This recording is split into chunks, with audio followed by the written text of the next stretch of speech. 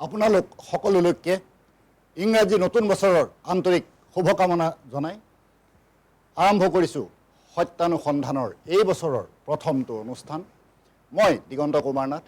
আজিৰ অনুষ্ঠানত আমি আলোচনা কৰিম সংখ্যালঘুৰ বাবে কি কৰিছে সংখ্যালঘু আয়োগে। এটা গুৰুত্বপূৰ্ণ প্ৰশ্ন আজি নতুন বছৰটোৰ প্ৰথম মুহূৰ্তত আমি আলোচনা কৰিবলৈ আগবাঢ়িছোঁ। আমি বিভিন্ন সময়ত এই কথা দেখি আছোঁ, সংখ্যালঘু ৰাইজ, সংখ্যালঘু জনতা বিভিন্ন সময়ত নিৰ্যাতন নিষ্পেষণৰ বলি হৈছে। তাৰ বিপৰীতে আমি দেখা পাইছোঁ যে সংখ্যালঘু বহু জনতাৰ ঘৰত উচ্ছেদ কৰা হৈছে, সেই অঞ্চলত বুলডোজাৰ চলিছে। এনেধৰণৰ বিতৰ্কিত পৰিস্থিতিবিলাকৰো সৃষ্টি হৈ আছে। এনে সময়ত আমি উল্লেখ কৰিব বিচাৰিছোঁ, আমি আলোচনা কৰিব বিচাৰিছোঁ সংখ্যালঘু আয়োগে সংখ্যালঘুৰ বাবে কি কৰিছে। এই আলোচনাৰ বাবে আমি আদৰিছোঁ এগৰাকী আমাৰ গুৰুত্বপূৰ্ণ অতিথি, অসম ৰাজ্যিক সংখ্যালঘু আয়োগৰ নৱনিযুক্ত অধ্যক্ষৰ দায়িত্বপ্ৰাপ্ত তবিবৰ ৰহমান ডাঙৰীয়াক মই আজি আলোচনাৰ বাবে আদৰিছোঁ। তেখেতৰ মুখেৰে আপোনালোকে বহু কথা শুনিব। সংখ্যালঘুৰ বাবে কি কৰিছে সংখ্যালঘু আয়োগে, এই কথাও তেখেতে উত্তৰ দিব। তেখেতৰ মুখৰ পৰা আমি সেই কথা জানিম। মই ৰহমান ডাঙৰীয়াক প্ৰথমে এটা কথা সুধিব বিচাৰিছোঁ যে সংখ্যালঘু জনতাৰ বাবে, ৰাইজৰ বাবে থকা আঁচনিৰ সুবিধা কেনেধৰণে লাভ কৰে, আপুনি যদি এই বিষয়ে অনুষ্ঠানৰ আৰম্ভণিতে কিছু কথা আপুনি অৱগত কৰে। নমস্কাৰ। প্ৰথমে এনি ভাৰতৰ জৰিয়তে সমূহ অসমবাসী ৰাইজক ইংৰাজী 2026 নৱবৰ্ষৰ আন্তৰিক শুভেচ্ছা জ্ঞাপন কৰিছোঁ। সকলোৰে জীৱনলৈ অনাবিল আনন্দ আহক আৰু অসমৰ শান্তি সমৃদ্ধি আৰু সম্প্ৰীতি বজাই থাকক, তাৰে কামনা কৰি আজিৰ এই অনুষ্ঠানত নিমন্ত্ৰণ কৰাৰ বাবে আপোনালোকক আন্তৰিক ধন্যবাদ জ্ঞাপন কৰিছোঁ। প্ৰথমে আপোনাৰ যি প্ৰশ্ন, সংখ্যালঘু ৰাইজে বৰ্তমান ভাৰতৰ স্বনামধন্য প্ৰধানমন্ত্ৰী শ্ৰীযুত নৰেন্দ্ৰ মোদী ডাঙৰীয়া আৰু অসমৰ মাননীয় মুখ্যমন্ত্ৰী ডক্টৰ হিমন্ত বিশ্ব শৰ্মা ডাঙৰীয়াৰ নেতৃত্বত সংখ্যালঘু ৰাইজে যথেষ্ট উপকৃত হৈছে আৰু বিভিন্ন সময়ত সংখ্যালঘুৰ ৰাইজৰ উন্নয়নো হৈছে আৰু আঁচনি পাবলৈ সক্ষম হৈছে। আৰু এই আঁচনিবিলাকৰ ক্ষেত্ৰত যদি আমি চোৱা যায় তেতিয়াহ'লে দেখিব যে সংখ্যালঘুৰ যিটো স্পেচিয়েল পেকেজ, বা আমি যদি কওঁ যে সংখ্যালঘু আমাৰ বৰ্ড এখন আছে, বৰ্ডৰ জৰিয়তেও আমাৰ ৰাইজে কিছু আঁচনি পাইছে। যেনে আপোনাৰ কিছুদিন আগত, অৰ্থাৎ যোৱা বছৰ হবীব মহম্মদ চৌধুৰী তেতিয়া আমাৰ অধ্যক্ষ আছিলে সংখ্যালঘু বৰ্ডৰ, তেতিয়া আমি ই ৰিক্সা আপোনাৰ বিতৰণ কৰিছিলোঁ আৰু ৰাইজে পাবলৈ সক্ষম হৈছিলে। তাৰ লগে লগে আপোনাৰ সংখ্যালঘু ছাত্ৰ ছাত্ৰীসকলে আপোনাৰ GNM, ANM আপোনাৰ বিভিন্ন ক্ষেত্ৰত শিক্ষা আহৰণ কৰাৰ ক্ষেত্ৰত তেওঁলোকে সেই সুবিধাসমূহ পাই আছে আৰু আগন্তুক দিনতো পাব। তো তাৰ সমান্তৰালভাৱে মাননীয় মুখ্যমন্ত্ৰী ডক্টৰ হিমন্ত বিশ্ব শৰ্মা ডাঙৰীয়াৰ নেতৃত্বত যি আঁচনি প্ৰণয়ন কৰা হৈছে, সেই আঁচনিৰ ক্ষেত্ৰত অৰুণোদয় যদি কোৱা হয়, আপোনাৰ প্ৰধানমন্ত্ৰী আৱাস যোজনাৰ ঘৰৰ কথা কোৱা হয়, আৰু যদি ৰেচন কাৰ্ডৰ কথা কোৱা হয়, অন্ন সুৰক্ষা যোজনাৰ অধীনত ৰেচন কাৰ্ড সকলোৱে পাইছে, আপোনাৰ উজ্জ্বলা যোজনা গেছ পাইছে, বিভিন্ন সময়ত সংখ্যালঘুৱে আঁচনি পাবলৈ সক্ষম হৈছে। আৰু আপোনালোকৰ জৰিয়তে আমি এটা কথা ক'ব পাৰোঁ, যিহেতুকে আমাৰ সংখ্যালঘু সম্প্ৰদায়টো বিশেষভাৱে পিছপৰা, বিভিন্ন ক্ষেত্ৰত যেনে সংখ্যালঘু অধ্যুষিত এৰিয়া আছে, চৰ চাপৰি, সেই অঞ্চলত যথেষ্ট আপোনাৰ দৰিদ্ৰ সীমাৰেখাৰ তলত বাস কৰা ব্যক্তিসকল আছে। যেতিয়া চৰকাৰে এটা আঁচনি প্ৰস্তুত কৰে, সেই আঁচনিটো বিশেষ কৰি BPLৰ কাৰণে, অৰ্থাৎ দৰিদ্ৰ সীমাৰেখাৰ তলত বাস কৰা লোকৰ বাবে কৰে। আৰু ইয়াৰ ক্ষেত্ৰত যিহেতুকে মানে এইটো অপ্ৰিয় হ'লেও সত্য কথা, সংখ্যালঘু অৰ্থাৎ ইছলাম ধৰ্মাৱলম্বী আমাৰ ব্যক্তিসকল বা সম্প্ৰদায়টো যিহেতুকে অৰ্থনৈতিকভাৱে দুৰ্বল, আৰু দুৰ্বল হোৱা হেতুকে সাধাৰণ যিখিনি স্কিম আপোনাৰ চৰকাৰে প্ৰদান কৰে, অধিকাংশ স্কিমে আপোনাৰ সংখ্যালঘু ৰাইজে পাবলৈ সক্ষম হৈছে। আৰু ইয়াৰ যদি আপোনাৰ ৰেচিঅ'টো চাই নহয়, তেতিয়াহ'লে অধিকাংশ অৰ্থাৎ পাৰ্চেণ্টেজ ৱাইজ যদি চাই নহয়, তেতিয়াহ'লে অধিকাংশ সংখ্যালঘু ৰাইজে এই আঁচনি পাবলৈ সক্ষম হৈছে। এটা গুৰুত্বপূৰ্ণ কথা কৈছে ৰহমান ডাঙৰীয়াই, কিন্তু বহু সময়ত দেখা যায় বহু সংখ্যালঘু অধ্যুষিত অঞ্চলৰ নাগৰিক এনে চৰকাৰী আঁচনিৰ পৰা বঞ্চিত হৈ থাকে। সেই বিষয়ে আমি কথা পাতিম। মই এতিয়া উল্লেখ কৰিব বিচাৰিছোঁ যে সপ্তমগৰাকী আমাৰ অসম ৰাজ্যিক সংখ্যালঘু আয়োগৰ 7ম গৰাকী আমাৰ হিচাপত 7ম গৰাকী অধ্যক্ষ হিচাপে আমাৰ দায়িত্ব লৈছে ৰহমান ডাঙৰীয়াই। কিন্তু তাৰ মাজত আমি লক্ষ্য কৰোঁ যে দুগৰাকী অধ্যক্ষই দুটাকৈ কাৰ্যকাল সম্পন্ন কৰিছে। আমি তেনেধৰণে চাওঁ যে 2003 চনৰ পৰা এই আয়োগ কাৰ্যক্ষম হৈ আছে, বিভিন্ন কাম কৰিছে সংখ্যালঘু জনসাধাৰণৰ বাবে। ৰাজ্যখনত তেনেধৰণৰ বহু কাম কৰিছে, সেই বিষয়ে ৰহমান ডাঙৰীয়াই কিছু উল্লেখ কৰিব। কিন্তু মই অনুষ্ঠানৰ এই দ্বিতীয়বাৰ মই তেখেতক এটা বেলেগ ধৰণৰ কথা সুধিব বিচাৰিছোঁ। আমি এই কথা শেহতীয়া দিনবোৰত দেখি আছোঁ যে আমাৰ চৰকাৰে আমাৰ বহু অঞ্চলত উচ্ছেদ অভিযান আৰম্ভ কৰিছে, আৰু এই উচ্ছেদ অভিযানত আমি প্ৰত্যক্ষ কৰিছোঁ বহু মছজিদ ভঙা গৈছে। মই এনেধৰণেও ক'ব পাৰোঁ যে আমাৰ মুখ্যমন্ত্ৰী ডাঙৰীয়াই, আমাৰ চৰকাৰে আপোনালোকৰ মছজিদ ভাগি আছে। এনেধৰণৰ সময়ত আপোনাৰ আমাৰ অধ্যক্ষ হিচাপে, ৰাজ্যিক সংখ্যালঘু আয়োগৰ অধ্যক্ষ হিচাপে আপোনাৰ কি মন্তব্য হ'ব? এইটো লক্ষণীয় মন্তব্য হ'ব, কওক। এই ক্ষেত্ৰত যদি আপোনালোকে চোৱা যায়, সুপ্ৰিম কোৰ্টৰ এটা ভাৰ্ডিক আছে যে PGR ফৰেষ্ট এই লেণ্ডবিলাকত যাতে কোনো ধৰণে বেদখল নহয়। ইভন ময়ো যদি সেই ঠাইত যদি আপোনাৰ বেদখল কৰোঁ, তেতিয়াহ'লে আপোনাৰ উচ্ছেদ হ'বই। আৰু উচ্ছেদৰ ক্ষেত্ৰত এটা প্ৰক্ৰিয়া আছে, বিভিন্ন সময়ত চৰকাৰে জাননী দিয়া হৈছে। এই কথাটো জাননী দিয়া হৈছে, আপুনি জানিব বা সকলো মানুহে জানে এই কথাটো, যেতিয়া PGR বা ফৰেষ্ট লেণ্ড বা চৰকাৰী লেণ্ডত মানুহে বসবাস কৰি থাকে, সেই লেণ্ডটো যেতিয়াই প্ৰয়োজন হয় চৰকাৰক, সেই চৰকাৰে আপোনাৰ বেদখল মুক্ত কৰিব। আৰু ইয়াৰ এটা প্ৰক্ৰিয়া আছে। তো বিশেষকৈ চৰকাৰী মাটিত যদি ব্যক্তিয়ে ঘৰ বান্ধি থাকে, ভূমিহীন মানুহ, তেতিয়াহ'লে হয়তো চৰকাৰে এইটো বিবেচনা কৰিব।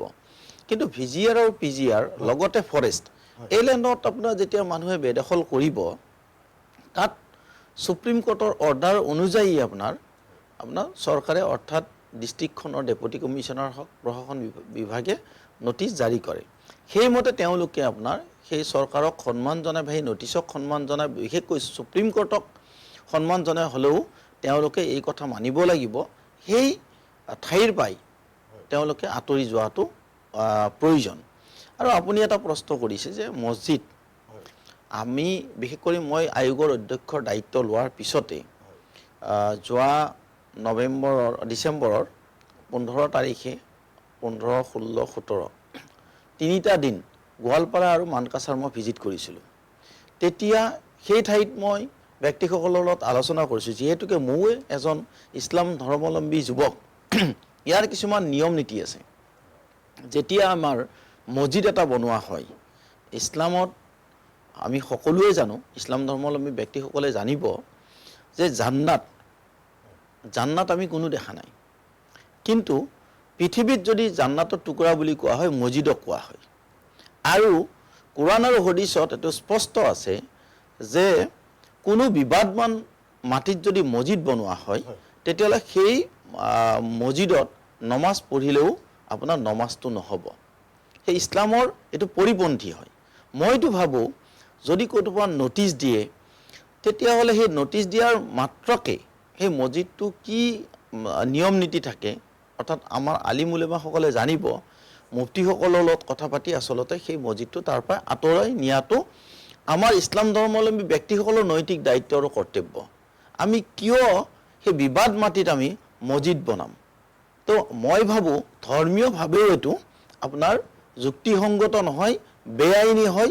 চৰকাৰে নিৰ্দেশ দিয়ক বা নিদিয়ক, এইটো আমি মছজিদ বিবাদিত মাটিত নিৰ্মাণ কৰাটো আপোনাৰ কোনো কাৰণতে উচিত নহয়, অযুক্তিকৰ কথা। আৰু আপোনালোকৰ এই চেনেলৰ মাধ্যমৰ জৰিয়তে মই অসমৰ প্ৰতিগৰাকী সন্মানীয় ৰাইজক, অৰ্থাৎ মুছলিম সম্প্ৰদায়ৰ ৰাইজক, জামাতক মই আহ্বান জনাব বিচাৰিছোঁ, যদি এতিয়াও ক'ৰবাত সেনেকুৱা বিবাদিত মাটিত যদি আপোনাৰ মছজিদ আছে, তেতিয়াহ'লে মই ভাবোঁ তাৰ পৰাই আঁতৰাই দিব লাগে।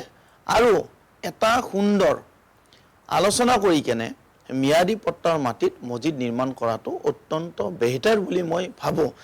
আৰু বিশেষকৈ আলিম উলেমাসকলে এই বিষয়ত আৰু ভালদৰে ক'ব জানিব যে এইটো স্পষ্ট মুফতিসকলে ক'ব। আপোনালোকে কেতিয়াবা মুফতি এজনক ইয়াত নিমন্ত্ৰণ কৰি মাতি আনিব, যে মছজিদ কোন ঠাইত বনালে আপোনাৰ মানে সহি হয়, অৰ্থাৎ আমি তাত নামাজ পঢ়িলে কবুল হ'ব, এই ক্ষেত্ৰত আপোনাৰ মুফতিয়ে আৰু ভালদৰে ক'ব পাৰিব।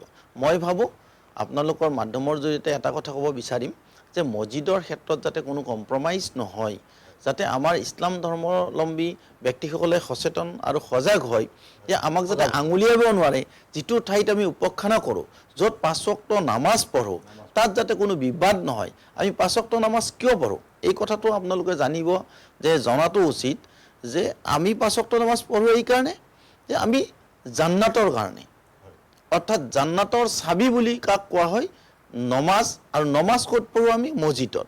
আৰু সেই মছজিদত যদি বিবাদ হয় তেতিয়াহ'লে সেই মছজিদত আপোনাৰ নামাজ কেতিয়াও নহ'ব, আৰু নামাজ যদি নহয় তেতিয়াহ'লে আমি জান্নাত যাব নোৱাৰিম। তো মই ভাবোঁ এইটো এটা অতি স্পৰ্শকতাৰ কথা।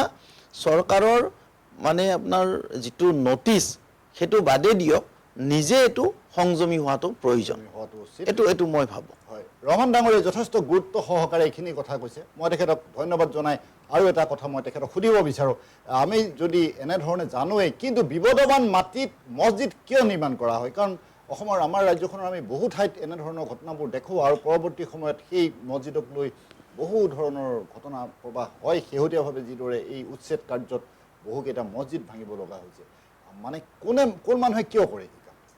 নাই, এইটো আচলতে কৰিব নালাগে। বহুতেও হয়তো আপোনাৰ নাজানে, খালী ঠাই পাইছে বা একেলগে বসবাস কৰি আছে, তাত এটা মছজিদ মানে যেতিয়া আপোনাৰ 50 ঘৰ 100 ঘৰ মানুহ হয়, তেতিয়া এটা উপাসনাস্থলী এটা লাগে বুলি তেওঁলোকে প্ৰয়োজন অনুভৱ কৰে। আৰু প্ৰয়োজন অনুভৱ কৰিলে তেতিয়া মছজিদটো তাতে বনায় তাত নামাজ 5 ওয়াক্ত নামাজ পঢ়ে। মই ভাবোঁ কি এই ক্ষেত্ৰত সজাগতা সভাৰ প্ৰয়োজন এটা আছে। আৰু মই ভাবোঁ কি প্ৰতিখন জিলাত মই নিজে পৰিভ্ৰমণ কৰিম, গৈ কেনে ৰাইজৰ লগত আপোনাৰ ইণ্টাৰেক্ট কৰিম, মত বিনিময় কৰিম, আলিম উলেমাসকলৰ লগত আলোচনা কৰিম, যাতে আমি বিবাদিত মাটিত যাতে আমাৰ মছজিদ বনোৱা নহয়। 100 বা 200 ঘৰ মানুহ যেতিয়া আমি জামাত হৈ থাকোঁ, তাতে কি কাৰণত আমি এটা মানে এক কথা বা 10 লেচা মাটি কিনি মিলি কেনে আপোনাৰ ৰেজিষ্ট্ৰেশ্যন কৰি কিয় এটা মছজিদ নিৰ্মাণ কৰিব নোৱাৰোঁ নিগাজিকৈ?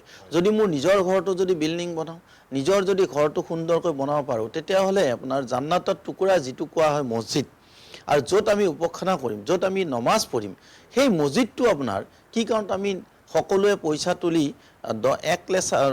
10 লেচা বা 1 কঠা মাটি আমি কিনি ল'ব নোৱাৰোঁ? আৰু মই আজি আপোনালোকৰ জৰিয়তে সকলো অসমৰ ইছলাম ধৰ্মাৱলম্বী সকলো ব্যক্তিক জামাতক মই আহ্বান জনাম, যাতে মছজিদটো বিবাদিত নহয় আৰু আমি কিনি পঞ্জীয়নভুক্ত যাতে কৰোঁ।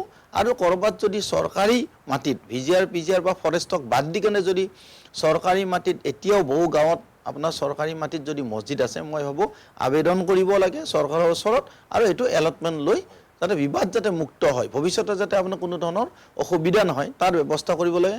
এই ক্ষেত্ৰত মই ভাবোঁ কি আমিও তেখেতসকলক সহায় সহযোগিতা আগবঢ়াম। ৰহমান ডাঙৰীয়াই যথেষ্ট গুৰুত্ব সহকাৰে এইখিনি কথা কৈছে। আমিও এটা কথা লক্ষ্য কৰোঁ, মই ইছলাম ধৰ্মী বা হিন্দু ধৰ্মী বুলি কথাটো কোৱা নাই, কাৰণ কেইঘৰমান মানুহ যেতিয়া একেলগে বসবাস কৰে, আমি হিন্দু ধৰ্মৰ ক্ষেত্ৰতো আমি দেখা পাওঁ যে সেই মানুহ কেইঘৰে গোট খাই এটা নামঘৰ নহ'লে এটা মন্দিৰ প্ৰতিষ্ঠা কৰাৰ সপোন দেখে। সেই ঘটনাও আমাৰ ওচৰে পাঁজৰে সকলোতে হৈ আছে। ঠিক তেনেধৰণে ইছলাম ধৰ্মী লোকে মছজিদ প্ৰতিষ্ঠা কৰে। এই ধৰণৰ প্ৰৱণতা এটা গঢ় লৈ উঠিছে। কিন্তু লক্ষ্য কৰিব লগা কথা এইটো যে মই মোৰ ঘৰটো যেতিয়া প্ৰতিষ্ঠা কৰিম, মই বনাম, তেতিয়া কিন্তু মই ম্যাদী পট্টাৰ মাটিত বনাম। কিন্তু মই যেতিয়া আমাৰ ৰাজহুৱাভাৱে গোসাঁই ঘৰ এটা বা নামঘৰ এটা বা মছজিদ এটা নিৰ্মাণ কৰিবলৈ যাওঁ, সেই মাটিখিনিক লৈ কোনো ধৰণৰ চিন্তা চৰ্চা নকৰাকৈ আমি আগবাঢ়ি যাওঁ। এটা গুৰুত্বপূৰ্ণ প্ৰশ্ন, এটা বিবদমান প্ৰশ্ন আমি সকলোৱে এৰাই চলা ভাল। আমাৰ পবিত্ৰ ধৰ্মস্থানৰ বাবে আমি নিজে সুদৃঢ় হৈ নিজৰ মাটিত আমি প্ৰতিষ্ঠা কৰা উচিত। মই ৰহমান ডাঙৰীয়া আচলতে পুনৰ আহিছোঁ। পুনৰ আহি মই আপোনাক এটা অকণমান বেলেগ ধৰণৰ প্ৰশ্ন কৰিব বিচাৰিছোঁ। আমাৰ মুখ্যমন্ত্ৰী সম্পৰ্কত মই এটা কথা ক'ব বিচাৰিছোঁ যে বিজেপিৰ মুখ্যমন্ত্ৰী আগতে কংগ্ৰেছত আছিলে, কংগ্ৰেছত থকাৰ সময়ৰ কথা মই ইয়াত নাপাতোঁ। আপুনি যিহেতু আমাৰ ৰাজ্যিক সংখ্যালঘু আয়োগৰ এতিয়া অধ্যক্ষৰ দায়িত্বত আহিলে, গতিকে আপোনাৰ লগত বহুখিনি কথা পাতিব লগা আছে। এটা কথা সততে শুনা যায় যে বিজেপিৰ মুখ্যমন্ত্ৰী হিচাপে আমাৰ মুখ্যমন্ত্ৰীগৰাকী সংখ্যালঘু বিৰোধী। আপোনাৰ কি? নাই, আচলতে এই কথাটো আপোনাৰ বিৰোধী তেখেতক যদি বেয়া পায় বা যোনে বিৰোধ কৰে বা বিৰোধীয়ে হয়তো এই কথাটো ক'ব পাৰে, আপুনি নিজে এবাৰ চিন্তা কৰি চাওক যে কোনটো তেখেতে সংখ্যালঘু বিৰোধী বা মুছলমান বিৰোধী কাম কৰিছে। তেখেতে কৈছে যে আপোনাৰ বাল্য বিবাহ ৰোধ হ'ব লাগে, তো এইটোতো বেয়া কাম নহয়। তেখেতে কৈছে যে আপোনাৰ সংখ্যালঘু অৰ্থাৎ মুছলমান যুৱতীসকল ডক্টৰ আৰু ইঞ্জিনিয়াৰ হ'ব লাগে, এইটোতো বেয়া কথা নহয়। আপোনাৰ পলিগেমি এক অৰ্থাৎ বহু বিবাহ আইন প্ৰণয়ন কৰিছে, আইন আনিছে, এইটোতো আপোনাৰ এজন পুৰুষে দুটা বা তিনিটা বিয়া কৰাব নোৱাৰে, এইটোতো বেয়া কাম কৰা নাই। অৰ্থাৎ তালাক, 3 তালাক বুলি কওঁতে তালাক হৈ যায়, অৰ্থাৎ তালাকৰ ক্ষেত্ৰত আইন আনিছে, এইটো তেওঁতো বেয়া কাম কৰা নাই। অৰ্থাৎ বিজেপি চৰকাৰেতো বেয়া কাম কৰা নাই। তাৰমানে কৈছে কি যে আপোনাৰ বহু বিবাহ কৰাব নালাগে, বাল্য বিবাহ হ'ব নালাগে, অৰ্থাৎ ড্ৰাগছৰ লগত কোনো জড়িত হ'ব নালাগে, অৰ্থাৎ ভাল কাম কৰক আৰু ডক্টৰ ইঞ্জিনিয়াৰ হওক। তো সংখ্যালঘু ৰাইজৰ উন্নয়নৰ কাৰণে আজি যদি মই কওঁ যে অসমত মুখ্যমন্ত্ৰী ডক্টৰ হিমন্ত বিশ্ব শৰ্মা ডাঙৰীয়াই যদি কিবা ভাল কাম কৰি আছে, সংখ্যালঘু উন্নয়নৰ কাৰণে কৰি আছে। কাৰণ সংখ্যালঘু ৰাইজক সজাগ কৰি আছে তেখেতে যে আপোনালোকৰ নাৰী যিটো মৰ্যাদা, তেখেতে নাৰী মৰ্যাদা আপোনাৰ প্ৰদান কৰা এটা ব্যৱস্থা কৰিছে। অৰ্থাৎ বহু বিবাহৰ ক্ষেত্ৰত যদি আপুনি চাই চহৰ চাপৰি বা সংখ্যালঘু অধিকৃত এলেকাত, তো এইটো অপ্ৰিয় হ'লেও সত্য কথা, মই সকলোৰে কথা কোৱা নাই, একাংশ অৰ্থাৎ সংখ্যালঘু অধিকৃত এৰিয়াত বহু বিবাহটো আছে, এজনে দুটা তিনিটালৈ আপোনাৰ বিয়া পাতে।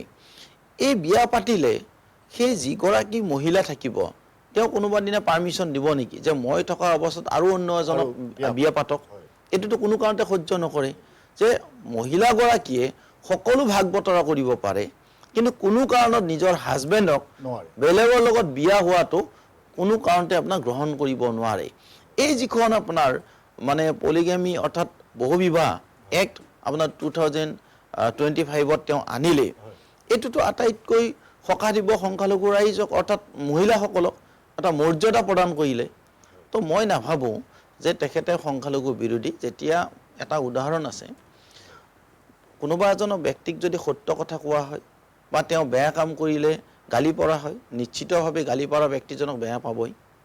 শুদ্ধ আৰু সত্য কথা কোৱা ব্যক্তিজনক নিশ্চিতভাৱে বেয়া পাব, কাৰণ তেওঁ বেয়া কাম অৰ্থাৎ এজন মানুহে ড্ৰাগছ খাই আছে, তাক যদি বাধা কৰা হয়, তাক যদি গালি দিয়া হয়, তাক যদি পইচা নিদিয়া হয়, তেতিয়া নিশ্চিতভাৱে সি তাক উপদ্ৰৱত কৰিব। তাৰ মানে বুজা যায় যে যেতিয়াই আপুনি ভাল কাম কৰিব যাব তেতিয়া আপোনাৰ বেয়াটো দেখিব, বাধা আছে, আৰু বাধা প্ৰদান কৰিলেও মই ভাবোঁ কি ডক্টৰ হিমন্ত বিশ্ব শৰ্মা ডাঙৰীয়া আমাৰ মাননীয় মুখ্যমন্ত্ৰী, তেখেতে শক্তিশালী ভূমিকা গ্ৰহণ কৰিছে আৰু এটা সাহসী সিদ্ধান্ত ল'ব পৰা যদি ব্যক্তি আছে তেতিয়াহ'লে মই ভাবোঁ ডক্টৰ হিমন্ত বিশ্ব শৰ্মা ডাঙৰীয়া। আৰু তেখেতৰ নেতৃত্বত যি ধৰণে এতিয়া উন্নয়ন আৰু বিকাশ হৈছে, প্ৰতিটো জাতি আৰু জনগোষ্ঠীৰ আপাত দৃষ্টিত কোনোবাই বিৰোধ কৰিব পাৰে, মোকো বিৰোধ কৰিব পাৰে, আপুনি প্ৰশ্ন সুধিছে, আপোনাকো মই বিৰোধ কৰিব পাৰোঁ, কিন্তু ৰাইজেতো চাই আছে তেওঁ ভাল কাম কৰিছে নে বেয়া কাম কৰিছে, ৰাইজে দেখিছে, আৰু বিচাৰ ৰাইজে কৰিব আৰু ৰাইজে মেণ্ডেট দিব। মই ভাবোঁ কি যে কোনো কাৰণতে তেখেতে অন্যায় কাম কৰা নাই। যদি অন্যায় কাম কৰিলে হয় তেতিয়াহ'লে অৰুণোদয় কিয় পালে? যদি অন্যায় কৰিলে হয় প্ৰধানমন্ত্ৰী আৱাস যোজনাৰ ঘৰ কিয় পালে? যদি অন্যায় কৰিলে হয় এখন চৰকাৰৰ মুৰব্বী তেখেতেতো আপোনাৰ মেৰিট বেচিছত যিসকল ছাত্ৰ ছাত্ৰী, যিসকল নিবনুৱা যুৱক যুৱতী, মেধাসম্পন্ন যুৱক যুৱতীয়ে চাকৰি পাইছে আপুনি দেখিব। বহুতো ঠেলাৱালা ৰিক্সাৱালা য'ত মানে তেওঁলোকৰ মানে খাবৰ মানে ভাত নাই, তেনেকুৱা যুৱক যুৱতী মুছলিম সম্প্ৰদায়ৰ অৰ্থাৎ চাকৰি পাইছে, পাবলৈ সক্ষম হৈছে। আপোনাৰ যোৱা মাহত মই দৰঙত প্ৰায় 6-7 গৰাকী আপোনাৰ সংখ্যালঘু যুৱক যুৱতীক আমি সম্বোধনা জনাইছোঁ। অৰ্থাৎ দৰং সংখ্যালঘু মৰ্চাৰ উদ্যোগত আয়োজিত এখন সভাত প্ৰায় 10 গৰাকী যুৱক যুৱতী সংখ্যালঘু মেৰিট বেচিছত চাকৰি পোৱা যুৱক যুৱতীক আমি সম্বোধনা জনাইছোঁ। তেওঁলোকে সুধিছোঁ যে আপোনালোকে যে চাকৰিটো পালে কাৰোবাক কিবা দিছে নেকি? নাই, আমি মেটাৰ ভিত্তিত আমি পাইছোঁ। আৰু তেওঁলোকৰ পিতৃ মাতৃ কি কৰে সুধিলোঁ, কোনোবা চব্জি বেপাৰ কৰে, কোনোবা ঠেলা চলায়, তো তেতিয়াহ'লেতো মুছলিম হোৱা হেতুকে তেওঁলোকে নাপালেহেঁতেন। যদি তেওঁ বৈষম্য কৰিলে হয়, তেওঁ যদি আপোনাৰ ভাবিলে সংখ্যালঘু ৰাইজৰ উন্নয়ন হ'ব নালাগে, চাকৰি হ'ব নালাগে, আঁচনি পাব নালাগে, নকৰিলে হয়। মই ভাবোঁ কি তেখেতে যথেষ্ট ভাল কাম কৰি আছে। অনাগত দিনত যেতিয়া লাহে লাহে মানুহ গম পাব, এতিয়া বহুত মানুহ বুজি উঠিছে যে মুখ্যমন্ত্ৰীগৰাকী কি ধৰণৰ কাম কৰিছে। এতিয়া চাবচোন আন্দোলনটো মানুহে নকৰে, গম পাইছে যে এই আইন প্ৰণয়ন সংখ্যালঘু ৰাইজক তেখেতে অলপ টাইটকৈ কথাটো কৈছে, আপোনালোকে এইবিলাক নকৰিলে আপোনালোকৰ উন্নয়ন হ'ব। তো এই ধৰণৰ কথা কোৱাৰ লাহে লাহে মানুহ বুজি উঠিছে। দেখিব তেখেতৰ নেতৃত্বত সংখ্যালঘু ৰাইজ বহু দূৰ আগুৱাই যাব। গুৰুত্বপূৰ্ণ কথা কৈছে ৰহমান ডাঙৰীয়াই। আমি সেই আশা আমিও কৰোঁ, আমাৰ সংখ্যালঘু যিসকল ৰাইজ আছে সকলো আগুৱাই যাওক, এখন সমাজ হৈ সকলো আগবাঢ়ি যাওক, সেই আশা আমিও কৰোঁ। কিন্তু ৰাজ্যিক সংখ্যালঘু আয়োগৰ অধ্যক্ষ হিচাপে ৰহমান ডাঙৰীয়াই কেইটামান গুৰুত্বপূৰ্ণ কথা কৈছে। মই ৰহমান ডাঙৰীয়াকো মন কৰিবলৈ কৈছোঁ। আৰু এইজন ৰহমান ডাঙৰীয়া বিজেপি সংখ্যালঘু মৰ্চাৰ প্ৰাক্তন সভাপতি, উপসভাপতিৰ দায়িত্বত আছিল, উপসভাপতিৰ দায়িত্বত আছিলে। তেখেতে দীৰ্ঘ সময় ইয়াত কাৰ্যনিৰ্বাহ কৰিছিলে আৰু বহুখিনি অভিজ্ঞতাৰে পৰিপুষ্ট এগৰাকী ব্যক্তি। মই আপোনাক আৰু এটা কথা এইখিনিতে ব্যক্তিগতভাৱে সুধিব বিচাৰোঁ। আমাৰ অসম ৰাজ্যিক সংখ্যালঘু আয়োগৰ অধ্যক্ষৰ দায়িত্ব লৈ আপোনাৰ কেনে লাগিছে, আপুনি যদি অকণ ব্যক্তিগতভাৱে? বিশেষ কৰি মই পোনপ্ৰথমৰ বাবে চৰকাৰী দায়িত্ব লৈছোঁ। এই ক্ষেত্ৰত আমাৰ মাননীয় মুখ্যমন্ত্ৰী ডক্টৰ হিমন্ত বিশ্ব শৰ্মা ডাঙৰীয়া আৰু আমাৰ বিজেপিৰ ৰাজ্যিক সভাপতি দিলীপ শইকীয়া ডাঙৰীয়াক মই আন্তৰিক ধন্যবাদ আৰু কৃতজ্ঞতা জ্ঞাপন কৰিছোঁ। আপোনালোকৰ চেনেলৰ মাধ্যমৰ জৰিয়তে তেখেতসকলে মোক এক গুৰু দায়িত্ব প্ৰদান কৰিছে। আৰু মই ভাবোঁ কি যে ইয়াৰ আগতে মই দলৰ লগত কাম কৰিছিলোঁ, এতিয়া এটা স্বতন্ত্ৰভাৱে এটা মোক বিভাগৰ দায়িত্ব দিছে আৰু সকলোৰ লগতে মই কাম কৰিছোঁ। আৰু মাননীয় মুখ্যমন্ত্ৰী ডাঙৰীয়া মোক নিৰ্দেশনা প্ৰদান কৰিছে যে সকলো ৰাইজৰ লগত মিলি যাতে সংখ্যালঘু ৰাইজে যে ন্যায় পায়, তেওঁলোকৰ যাতে উন্নয়ন হয়, তাৰ ক্ষেত্ৰত মোক বিশেষ ব্যৱস্থা গ্ৰহণ কৰিবৰ কাৰণে ইতিমধ্যে তেখেতে জনাইছে। যোৱাকালিও তেখেতক জানুৱাৰী 1 তাৰিখে মই লগ কৰিছোঁ, শুভেচ্ছা প্ৰদান কৰিছোঁ। মই ভাবোঁ কি এটা গুৰুত্বপূৰ্ণ দায়িত্ব। এই দায়িত্বটো নিষ্ঠা আৰু সততাৰে গুৰুত্বপূৰ্ণ দায়িত্ব আৰু নিষ্ঠা আৰু সততাৰে পালন কৰিম বুলি মই এটা দৃঢ় বিশ্বাস আছে। আৰু নিশ্চিতভাৱে মোক এই এমাহৰ ভিতৰত ৰাইজে যি অকুণ্ঠ মৰম, ৰাইজৰ যি আপোনাৰ সহায় সহযোগিতা আৰু বিভাগীয় কৰ্তৃপক্ষসকলেও মোক যথেষ্ট সহায় সহযোগিতা আগবঢ়াইছে। নিশ্চিতভাৱে অসম ৰাজ্যিক সংখ্যালঘু আয়োগৰ আওতাত যি ধৰণৰ ব্যৱস্থা আছে বা ইয়াৰ যিটোখন বিধি আছে, এই বিধিসন্মতভাৱে মই ৰাইজৰ কাম কৰি যোৱাৰ এটা ব্যৱস্থা গ্ৰহণ কৰিম। কিন্তু উল্লেখযোগ্য কথাটো হ'ল কি যে সংখ্যালঘু ৰাইজেও ইয়াৰ ক্ষেত্ৰত মোক সহযোগ কৰিব লাগিব। কাৰণ এটা বিভাগ, এটা আয়োগ তেতিয়া চলিব যেতিয়া আপোনাৰ ৰাইজে সহযোগ কৰে, ৰাইজে আপোনাৰ পৰামৰ্শ দিব লাগিব। নিশ্চিতভাৱে ইয়াত ভুল হ'ব পাৰে, তাক আঙুলিয়াই দিব। এটা গঠনমূলক পৰামৰ্শ, গঠনমূলক সমালোচনাই আমাৰ এই সমস্যা সমাধান কৰাত এটা সুবিধা হ'ব।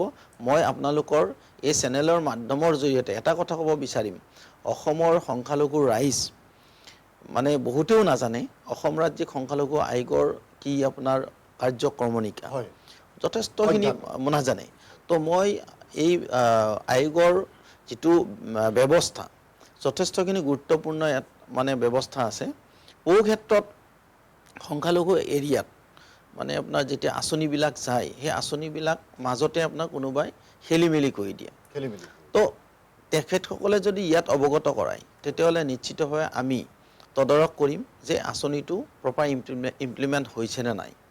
তো ক'ৰবাত এনেকুৱা হয় যে জাষ্টিফিকেশ্যনটো নাপায়, তাৰ পুলিচ এজনৰ তাতে গ'ল বা কেছ দিলে, তো দুজনৰ মাজতে বহুত খেলি মেলি হয় বা বিষয়াজনে গুৰুত্ব নিদিয়ে বা মাজতে আপোনাৰ কি হয়, কিছু দালালৰ চক্ৰত পৰি কেনে মানুহজন ন্যায় নাপায়।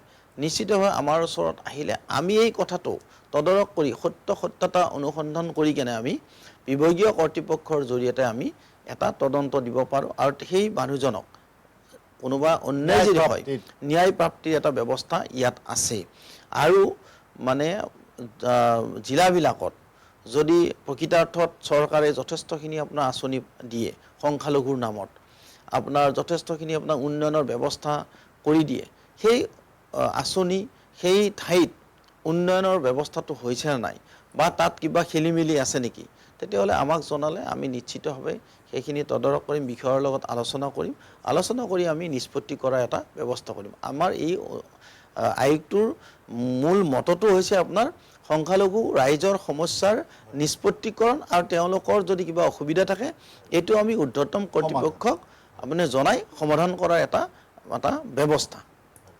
ৰমান ডাঙৰীয়াই যথেষ্ট গুৰুত্বপূৰ্ণভাৱে এইখিনি কথা কৈছে, কিন্তু তেখেতক মই আৰু এটা কথা সুধিব লগা হৈছে এতিয়া যে এই আয়োগ সন্দৰ্ভত মানুহৰ মাজত সজাগতাৰ অভাৱ নেকি সংখ্যালঘু জনসাধাৰণৰ মাজত বিশেষকৈ? একচুৱেলি সজাগতাৰ অভাৱ এটা আছে। মানে মই ইয়াৰ ক্ষেত্ৰত বিভিন্ন জিলাত গৈ কেনে এটা সজাগতা সভাৰ আয়োজন কৰাৰ ব্যৱস্থা গ্ৰহণ কৰিম। বিশেষকৈ জিলা আয়ুক্ত, আমাৰ আৰক্ষী অধীক্ষক হওক বা ধৰ ব্লক লেভেলত হওক, এই আপোনাৰ পঞ্চায়ত লেভেলত হওক, সেই অঞ্চলৰ প্ৰমুখ ব্যক্তিৰ জৰিয়তে আমি অন্ততঃ আপোনাৰ সজাগতা সভাৰ আমি ব্যৱস্থা গ্ৰহণ কৰিম। ইতিমধ্যে আমি ৰেজুলেশ্যনো লৈছোঁ, আয়োগৰ বিষয়ববীয়াসকলৰ লগত আমি আলোচনা কৰিছোঁ, কৰি মেলি কেনে যে ড্ৰাগছ এবিউচে হওক, বিভিন্ন ধৰণৰ ক্ষেত্ৰত আপোনাৰ বাল্য বিবাহ হওক, বহু বিবাহ হওক, তিন তালাকৰ ক্ষেত্ৰতে হওক, তো অন্ততঃ আমি বিভিন্ন এৰিয়াত গৈ সজাগতা সভাৰ আমি এটা ব্যৱস্থা কৰিম। তাৰ লগে লগে আটাইতকৈ গুৰুত্বপূৰ্ণ কথাটো হ'ল কি যে মাদ্ৰাছাবিলাক, এই মাদ্ৰাছাবিলাকত যাতে গুণগত শিক্ষাৰ ব্যৱস্থা গ্ৰহণ কৰে আৰু ডিষ্ট্ৰিক্ট এখনত কাঠফুলাৰ দৰে যাতে মাদ্ৰাছা আপোনাৰ নবনায়, এটা গঢ়ি নুঠে, যাতে এটা মানে আপোনাৰ এনেকুৱা হয় যে বহু ক্ষেত্ৰত আমি দেখিছোঁ যে ঘৰৰ আটাইতকৈ দৰিদ্ৰ বা তেওঁলোকৰ পোহপাল দিয়াৰ ব্যৱস্থা নাই, তেনেকুৱা ল'ৰা ছোৱালীকহে আমি মাদ্ৰাছালৈ পঠাম, এই ধৰণৰ মানসিকতা যাতে নাথাকে। কাৰণ আমাৰ ল'ৰা ছোৱালীয়ে যদি কোৰাণে হাফিজ হয় তাৰ সমান্তৰালভাৱে ডক্তৰ আৰু ইঞ্জিনিয়াৰো হওক, কিন্তু কোৰাণ হাফিজ আৰু মৌলানাৰ ভিতৰতে যাতে আবদ্ধ হৈ নাথাকে। কাৰণ আমাৰ মাদ্ৰাছাত পঢ়ি যিসকলে কোৰাণে হাফিজ বা মৌলানা মুফতি হয়, তেওঁলোকে গৈ কেনে কি মছজিদতো কেৱল কৰ্মসংস্থান নহয়, তেওঁলোকৰ বেলেগতো কাম কৰিব লাগিব। তো মই ভাবোঁ কি ইয়াৰ ক্ষেত্ৰত আমি সজাগতা অভিযান এটা আৰম্ভ কৰিব লাগিব। তেওঁলোকে ধৰ্মটোও বজাই ৰাখক, তাৰ লগে লগে তেওঁলোকে কৰ্মও কৰিব লাগিব। তেওঁলোকে ডক্তৰো হ'ব লাগিব, ইঞ্জিনিয়াৰো হ'ব লাগিব, প্ৰফেচাৰ হ'ব লাগিব, তাৰ সমান্তৰালভাৱে তেওঁ ধৰ্মটো পালন কৰক, ধৰ্ম পালন কৰাত বাধা নাই। কিন্তু এনেকুৱাকৈ সোমাই যাব নালাগে আমি গোড়া হৈ ধৰ্মটো একদম ভিতৰত সোমাই ল'লোঁ, বাকীবিলাক আমি কাম নকৰোঁ, পায় আৰু নাপায়ৰ মাজত যাতে আমি নাথাকোঁ। বহু ক্ষেত্ৰত এনেকুৱা হয় এইটো পায় এইটো নাপায়, এই ধৰণৰ কথা কৈ মিলি কেনে আপোনাৰ সমাজখন আমি বহুত পিছুৱাই গৈছোঁ। তো মই ভাবোঁ কি আজি আপোনাৰ এই কম্পিউটাৰ ছায়েন্সৰ যুগত, ইণ্টাৰনেটৰ যুগত, আপোনাৰ AI অৰ্থাৎ আৰ্টিফিচিয়েল ইণ্টেলিজেঞ্চৰ যুগত, য'ত নেকি ল'ৰা ছোৱালীয়ে ছেকেণ্ডৰ ভিতৰতে এটা কবিতা লিখিব পাৰে, ছেকেণ্ডৰ ভিতৰতে গোটেই পৃথিৱীখন চাব পাৰে, এইখিনি মুহূৰ্তত যদি আমি কেৱল মাত্ৰ মাদ্ৰাছাৰ শিক্ষাৰ আওতাত সোমাই থাকোঁ, নিশ্চিতভাৱে এই জাতিটো, এই জনগোষ্ঠীটোৰ কেতিয়াও উত্তৰণ হ'ব নোৱাৰে। এই কথাখিনিকে কিন্তু মাননীয় মুখ্যমন্ত্ৰী ডক্টৰ হিমন্ত বিশ্ব শৰ্মা ডাঙৰীয়াই কৈ আছে যে সংখ্যালঘু ৰাইজ আগুৱাই যাব লাগিব, সংখ্যালঘু যুৱতী যুৱকৰ লগত যুৱতীসকলো আগুৱাই যাব লাগিব, এই কথাখিনি আপোনাৰ মুখ্যমন্ত্ৰী ডাঙৰীয়াও কৈছে। কিন্তু ক'ৰবাত মানে বুজাত অলপ অসুবিধা হৈছে, আৰু বুজোৱা যিবিলাক মানুহ আছে অৰ্থাৎ সংখ্যালঘু এৰিয়াত যিবিলাক মতব্বৰী আছে, সেই মতব্বৰী ছিষ্টেমটো বন্ধ কৰিব লাগিব, তেতিয়া কিন্তু আপোনাৰ আমাৰ সমস্যা সমাধান হ'ব। মই প্ৰশ্ন এটা কৰিম বুলি ভাবি থাকোঁতে আপুনি এই প্ৰসংগটো উত্থাপন কৰিলে যে আমাৰ মুখ্যমন্ত্ৰী ডাঙৰীয়াৰ এটা প্ৰসংগ শেহতীয়াভাৱে শংকৰ আজান এইটো লৈ বিতৰ্ক হৈছে। শংকৰ আজান নহয় শংকৰ মাধৱ বুলিহে এনেধৰণৰ চৰ্চা হৈছে, এই বিষয় সন্দৰ্ভত আপুনি কি? আচলতে মুখ্যমন্ত্ৰী ডক্টৰ হিমন্ত বিশ্ব শৰ্মা ডাঙৰীয়াই যিটো কথা কৈছে আপুনিও জানে, ময়ো জানো, বা আৰু বহু এনেকুৱা ব্যক্তি জানে, কিন্তু নজনা ব্যক্তিও আছে। এতিয়া আমি যদি চাওঁ শ্ৰীমন্ত শংকৰদেৱ তেখেতৰ জন্ম কেতিয়া হৈছিল? 1449 চনত তেখেতৰ জন্ম হৈছিল, তাৰ আগে পিছে। তো শাহমিৰাণ, হজৰত শাহমিৰাণ ঔৰফে আজান ফকীৰ, তেখেতৰ জন্ম ক'ত হৈছিল? বাগদাদৰ এখন চহৰত 1610 খ্ৰীষ্টাব্দৰ আগে পিছে।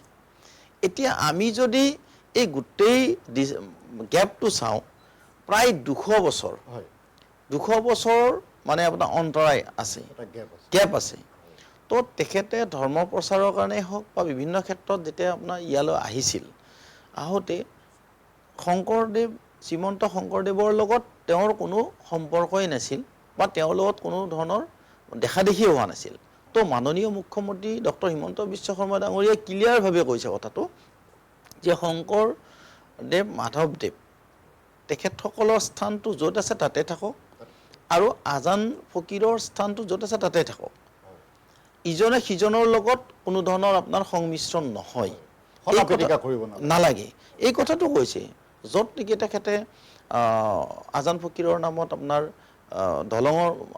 দলং বনাইছে আপোনাৰ বেলতলাৰ তাতে আপোনাৰ ৰাস্তা বনাইছে তো তেখেতেতো অন্যায় কৰা নাই তেখেতে সন্মান দিছে আৰু আজান ফকীৰক কিয় মানো আমিও কিয় মানিছোঁ অসমীয়া কলা কৃষ্টি সংস্কৃতিক তেখেতে আঁকোৱালি লৈছিল তো আজিতো তেখেতে কৈছে যে যিসকল অভিবাসী মুছলমান আছে তেখেতসকলৰ কথাটো কৈ আছে যে কলা কৃষ্টি সংস্কৃতি সভ্যতা আপোনালোকে গ্ৰহণ কৰক তো আমাৰ তাত আপত্তিয়ে নাই কিন্তু যেতিয়া মাটি বেদখল কৰিব আজি সত্ৰ আছে সত্ৰৰ মাটি বেদখল যদি কৰে আপুনিও যদি বেদখল কৰে আপোনাক ভাল পাব নেকি কেতিয়াও ভাল নাপায় মই আজি আপোনাৰ মাজাৰ এটা বনাই থৈছোঁ তাত যদি আপুনি যাই কেনে দখল কৰে তো আপোনাক ভাল পাম নেকি তো মই ভাবোঁ কি বেয়া কামৰ তাৰ উত্তৰটো বেয়াই হ'ব আৰু ভাল কামৰ উত্তৰ সদায় ভালেই হ'ব পৰীক্ষাত ভালদৰে যদি লিখা ল'ৰাজনে তো নম্বৰ পাব যদি নিলিখি কেনে আপোনাৰ উল্টা পুল্টা লিখি থৈ আহে তেতিয়া তেওঁ নম্বৰ নাপাব ফেইল কৰিব তো মই ভাবোঁ কি বিতৰ্কৰ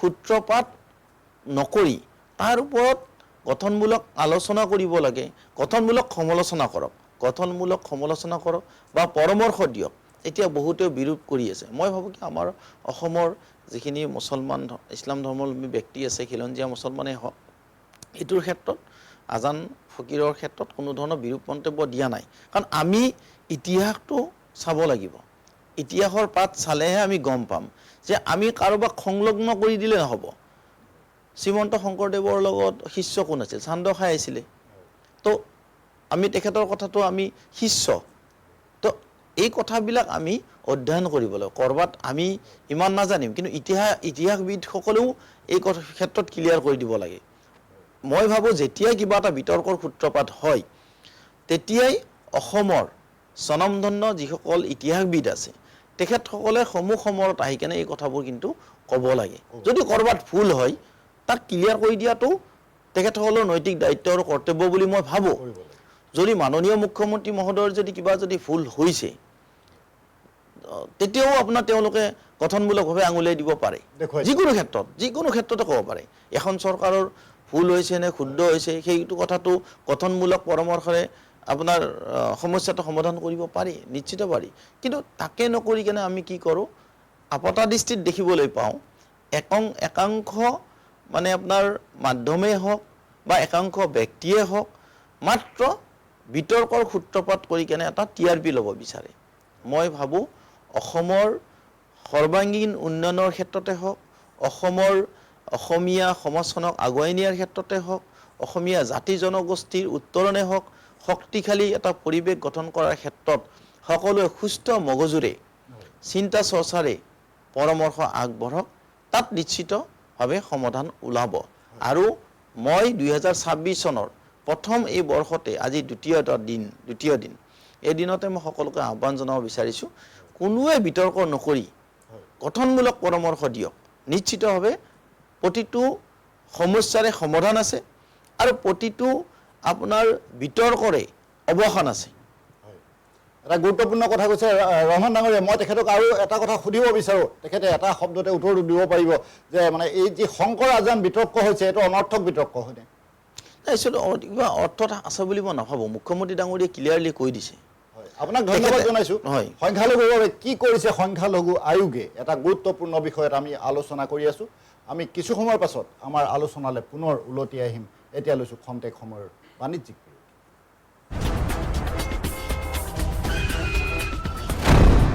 এক্সিডেণ্টৰ পৰা বাচিলা হয় কিন্তু এই ধোঁৱা ধূলি সোপাৰ পৰা কেনেকৈ বাচিবা হে এইবোৰে কলিজা হাওঁফাওঁ চব খাব বুজিছা হাৰ্ট এটেক হৈ মৰিব লাগিব মোৰ চকুকেইটাও পুৰিছে বুজিছেনে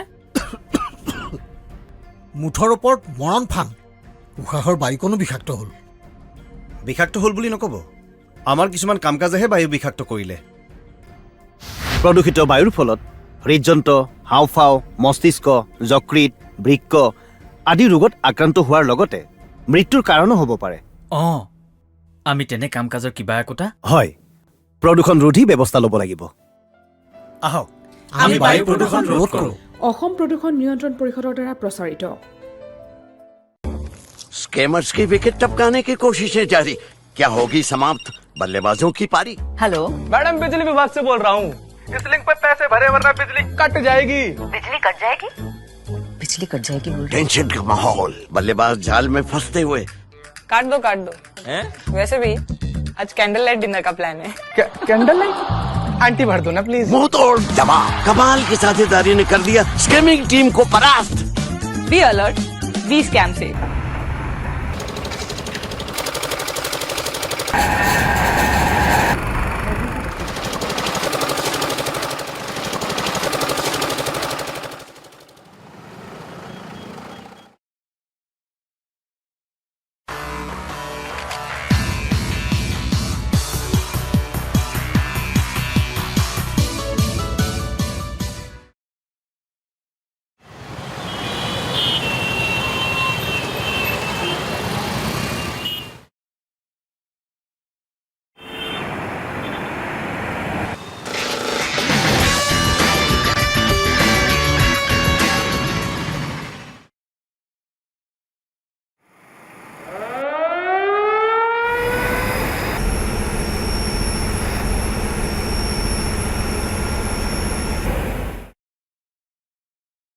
অসম প্ৰদূষণ নিয়ন্ত্ৰণ পৰিষদৰ দ্বাৰা প্ৰযোজিত আৰু প্ৰচাৰিত শৰীৰৰ যিকোনো অসুবিধাৰ সন্মুখীন হৈছে নেকি আপুনি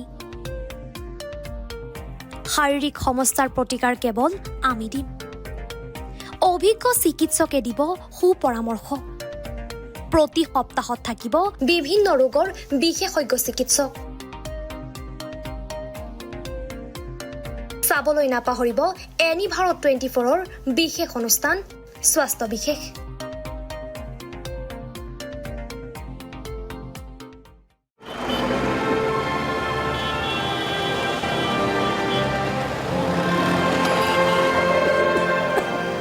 গোটেইখন ধোঁৱা ধোঁৱা হ'ল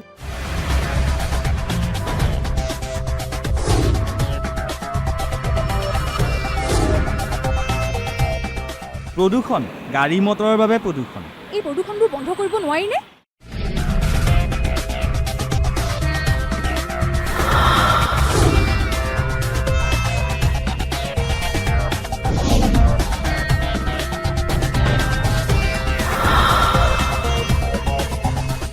বহু পৰিমাণে কমাব পৰা যায় এই প্ৰদূষণে কম ক্ষতি কৰিছেনে বাৰু সেই কথা আমি নিজে নুবুজিলে কোনে বুজাব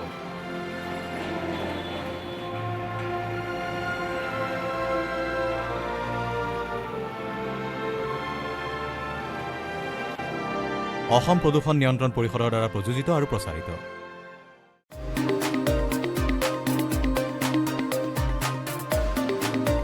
আপোনাৰ ঘৰখন আৰু অফিচটো চালে চকুৰ আগুৰি সজাওক আজি আহক সকলো ধৰণৰ অত্যাধুনিক ফাৰ্নিচাৰৰ বাবে সিটি ফাৰ্নিচাৰ 6 মাইল গুৱাহাটী আমাৰ ঠিকনা 6 মাইল পাঞ্জাবাৰী ৰোড পুৰবিটাৰীৰ সন্মুখত গুৱাহাটী আমাৰ যোগাযোগ নম্বৰ 9435013969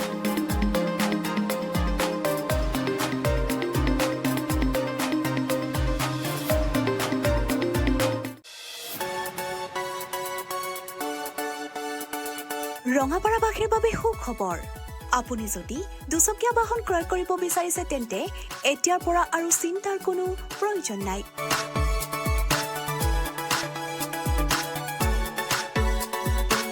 আপুনিও আহিব পাৰে DBP associate Bajaj two wheeler ডিলাৰলৈ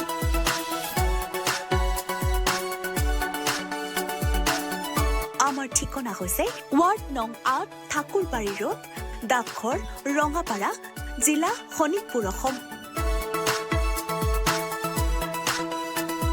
আমাৰ যোগাযোগ নম্বৰ হৈছে 94357 07133 আৰু 9707967285।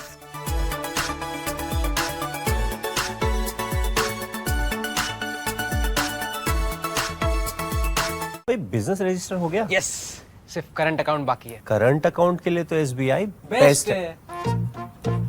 US मशीन मिलेगा और QR कोड भी। Best cash deposit limit, east और वेस्ट इंडस्ट्री में बेस्ट। सबको पता है। SBI करंट अकाउंट बेस्ट है, सबको पता है। এ বাইদেউ কি কৰে জাবৰ পেলা আকৌ এইবোৰ এই পলিথিন প্লাষ্টিকৰ জাবৰবোৰ সদায়তো এই নলাটোতে পেলাই আহিছো পলিথিন প্লাষ্টিক পেলাই নলাটো একেবাৰে বন্ধ কৰি পেলাইছে পানী ওলাই যাব নোৱাৰে নহয়নে বাইদেউ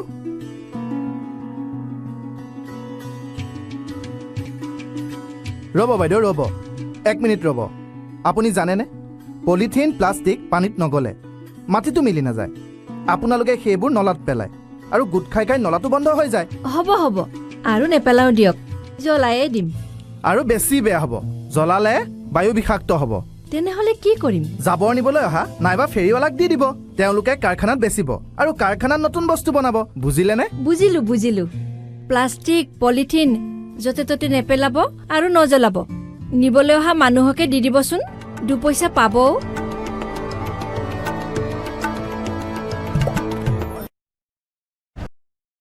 সংখ্যালঘুৰ বাবে কি কৰিছে সংখ্যালঘু আয়োগ এই বিষয়লৈ সত্যানুসন্ধানৰ মজিয়াত আমি অসম ৰাজ্যিক সংখ্যালঘু আয়োগৰ নৱনিযুক্ত অধ্যক্ষ তবিবৰ ৰহমানৰ সৈতে বাৰ্তালাপ কৰি আছোঁ তেখেতৰ পৰা বহুখিনি কথা আমি জনাৰ প্ৰয়াস কৰিছোঁ আৰু নতুন বছৰটো সন্মুখত আহি থকা নতুন বছৰটোত সংখ্যালঘু ৰাইজৰ বাবে নতুন আৰু কিবা বতৰা আহে নেকি তেখেতৰ পৰা জনাৰ প্ৰয়াস কৰিছোঁ মই ৰহমান ডাঙৰীয়াক আৰু এটা কথা সুধিব বিচাৰোঁ আপাতৰ দৃষ্টিত আপুনি এগৰাকী খিলঞ্জীয়া ইছলাম ধৰ্মী লোক এটা কথা আমি লক্ষ্য কৰোঁ যে যিসকল খিলঞ্জীয়া মুছলমান লোক আছে মই গৰিয়া মৰিয়া দেখি এনেধৰণৰ এইখিনি ভাগৰ কথা মই কৈছোঁ আৰু খিলঞ্জীয়া বুলি এই শব্দটোলৈও বহু বিতৰ্ক আছে সেই কথা আপুনি গম পায় আৰু বিভিন্ন সময়ত মই বিভিন্ন অনুষ্ঠানৰ আয়োজন কৰিছোঁ সত্যানুসন্ধানৰ মজিয়াত আৰু বিভিন্ন ধৰণৰ মই বিভিন্ন জনগোষ্ঠীৰ লোককো মই লগ পাইছোঁ তেখেতসকলৰ সৈতেও মই এনেধৰণৰ বিষয় লৈ বাৰ্তালাপ কৰিছোঁ মই আপোনাক সুধিব খোজোঁ যে খিলঞ্জীয়া এই মুছলমান লোকসকল বঞ্চিত হৈ থাকে নেকি বা তেখেতসকলে পাব লগা সুবিধাখিনি নাপায় নেকি আপোনাৰ দৃষ্টিৰে আপুনি কি কয় আচলতে এই কথাটো অত্যন্ত গুৰুত্বপূৰ্ণ প্ৰশ্ন আপুনি কৰিছে আমি দশক ধৰি আমি একচুৱেলি বঞ্চিত হৈ আছিলোঁ ইয়াৰ ক্ষেত্ৰত 2018 চনত যেতিয়া মাননীয় মুখ্যমন্ত্ৰী বিত্তীয় মন্ত্ৰী হৈ থাকে তেতিয়া তেখেতে খিলঞ্জীয়া মুছলমানসকলৰ জৰীপ আৰু আৰ্থসামাজিক উন্নয়নৰ কাৰণে প্ৰায় 100 কোটি টকা ধাৰ্য কৰিছিল এইটো আমাৰ কাৰণে প্ৰথম এটা স্বীকৃতি আছিলে তাৰ পৰৱৰ্তী সময়ত মাননীয় মুখ্যমন্ত্ৰী যেতিয়া দায়িত্বভাৰ গ্ৰহণ কৰে 2022 চনত 5টা জনগোষ্ঠী অৰ্থাৎ সৈয়দ গৰিয়া মৰিয়া দেশী আৰু জলা এই কেইটাক কেবিনেট সিদ্ধান্ত লৈ আপোনাৰ খিলঞ্জীয়া হিচাপে স্বীকৃতি প্ৰদান কৰে আৰু আজি আমি সগৌৰৱেৰে ক'ব পাৰোঁ যে আটাইতকৈ ডাঙৰ কথাটো হ'ল স্বাধীনতাৰ পিছত প্ৰথমবাৰৰ বাবে মাননীয় মুখ্যমন্ত্ৰী ডক্টৰ হিমন্ত বিশ্ব শৰ্মা ডাঙৰীয়াৰ নেতৃত্বত বা চৰকাৰখনে আমাক আপোনাৰ খিলঞ্জীয়া হিচাপে স্বীকৃতি প্ৰদান কৰিলে এইটো এটা ডাঙৰ কথা যে আমি যি বঞ্চনাৰ বলি হৈ আহিছিলোঁ বিভিন্ন ক্ষেত্ৰত উন্নয়নৰ ক্ষেত্ৰতে হওক যেতিয়া পূৰ্বৰ চৰকাৰ যেতিয়া আছিলে কংগ্ৰেছৰ দিনত আচলতে আমি খিলঞ্জীয়া মুছলিমৰ অস্তিত্বই নাছিলে এই কথাটো মই স্পষ্টভাৱে ক'ব পাৰোঁ আমাৰ কোনো ধৰণৰ অস্তিত্ব নাছিলে আমাৰ কোনো সেনেকুৱা ধৰণৰ স্পেচিয়েল সা সুবিধাও নাছিলে তো এতিয়াও বৰ্তমান চৰকাৰখনে এটা ব্যৱস্থা গ্ৰহণ কৰিছে আমাৰ কৰিবলগীয়া কাম যথেষ্ট আছে ইয়াৰ ক্ষেত্ৰত এটা ডাইৰেক্টৰেট বনোৱাৰ ক্ষেত্ৰত মাননীয় মুখ্যমন্ত্ৰীয়ে ডাঙৰীয়া চিন্তা চৰ্চা কৰিছে 7খন সাব কেবিনেট কমিটি গঠন কৰি গোটেই আপোনাৰ প্ৰতিবেদনখিনি মাননীয় মুখ্যমন্ত্ৰী ডাঙৰীয়াৰ হাতত অৰ্পণ কৰিছে ইতিমধ্যে তো মই ভাবোঁ খিলঞ্জীয়া মুছলিমসকলে সগৌৰৱেৰে এতিয়া ক'ব পাৰিছে যে হয় আমি অসমৰ মানে খিলঞ্জীয়া মানুহ অৰ্থাৎ দাস কলিতা শৰ্মা তেখেতসকলৰ লগত সমানে আমি খিলঞ্জীয়া আৰু এই কথা গুৰুত্বপূৰ্ণ কথা আৰু এই কথাটো মাননীয় মুখ্যমন্ত্ৰী ডক্টৰ হিমন্ত বিশ্ব শৰ্মা ডাঙৰীয়াই যোৱাকালিও অৰ্থাৎ 2026-ৰ প্ৰথম দিনাখনেই তেখেতে কৈছে যে আমাৰ মাজত কোনো বিভেদ নাই খিলঞ্জীয়া মুছলিম আৰু হিন্দু অসমীয়া মুছলিম অসমীয়া মানে এক তো মই ভাবোঁ কি যে উন্নয়নৰ ক্ষেত্ৰত বা আমি যে বঞ্চনাৰ যি বলি হৈ আছিলোঁ এতিয়া আমি আশাবাদী যে আমাৰ যি অসুবিধা আছে বা যি সমস্যা আছে সেই সমস্যাখিনি সমাধান হোৱাৰ পথত আমি নিশ্চিতভাৱে এইখিনি সমাধান কৰিব পাৰিম আৰু মই ভাবোঁ যে সমান্তৰালভাৱে যে যেতিয়াই খিলঞ্জীয়া মুছলিমৰ কথা কোৱা হয় তেতিয়া কিন্তু কোনো অন্য লোকে অৰ্থাৎ অভিবাসী মুছলমানে বেয়া পোৱাৰ কোনো মানে ইয়াত অৱকাশ নাথাকে কিয়নো মই নিজৰ আইক ভাল পাওঁ মানে লোকৰ আইক বেয়া পাওঁ এই ধৰণৰ কথা নহয় দেই এটা জাতি এটা জনগোষ্ঠীৰ উত্তৰণৰ কাৰণে নিজৰ আইডেণ্টিটিটো আপোনাৰ লাগিবই মই গৰীয়া কোনোবা আপোনাৰ দেশী তেওঁলোকৰ নিজৰ আইডেণ্টিটি বা নিজৰ অস্তিত্বটো ৰক্ষা কৰাটোৱে এটা মানে সভ্যতা আৰু সংস্কৃতি বুলি মই ভাবোঁ কাৰণ নিজৰ আইডেণ্টিটি যদি নাথাকে তেতিয়াহ'লে কি হ'ব আমি অসমতে জন্মগ্ৰহণ কৰিছোঁ আমি অসমীয়া আমাৰ কালচাৰ অসমীয়া আমি অসমীয়া কথা কওঁ তো আমি যদি অন্য দেশলৈ যাওঁ আমাৰ বেলেগ ভাষা নাই আমি অসমীয়াত বাহিৰে বেলেগ নাজানোৱেই তো মই ভাবোঁ যে অসমীয়া মুছলিমৰ এই যিটো আপোনাৰ খিলঞ্জীয়া হিচাপে স্বীকৃতি প্ৰদান কৰিলে এইটো এটা ডাঙৰ আমাৰ ন্যায় হৈছে আৰু অনাগত দিনত উন্নয়নৰ ক্ষেত্ৰতো আমি নিশ্চিতভাৱে চিন্তা কৰিম আৰু উন্নয়ন হ'ব বুলি আমি আশাবাদী হয় ৰহমান ডাঙৰীয়াই গুৰুত্ব সহকাৰে এইখিনি কথা কৈছে কিন্তু মই পৃথকতা দেখিছোঁ আৰু মই সেই সন্দৰ্ভত আপোনাক আৰু এটা কথা মই সুধিব বিচাৰোঁ যে বহুসকল মই ইছলাম ধৰ্মী লোকৰ ক্ষেত্ৰতে অকণমান বেছিকৈ দেখিছোঁ কাৰণে আপোনাক মই প্ৰশ্নটো সুধিব বিচাৰোঁ কাৰণ চৰ চাপৰি অঞ্চলতো বহু ইছলাম ধৰ্মী লোক আছে সংখ্যালঘু হিচাপে আপুনি অভিহিত নকৰক কিয় আৰু আমাৰ সাধাৰণ অঞ্চলসমূহতো আছে কিন্তু কিছু পৃথকতা তাত আমি লক্ষ্য কৰোঁ যেনে বিয়া বাৰু এনেকুৱা ক্ষেত্ৰতে বা সম্বন্ধৰ ক্ষেত্ৰতে আমি দেখা পাওঁ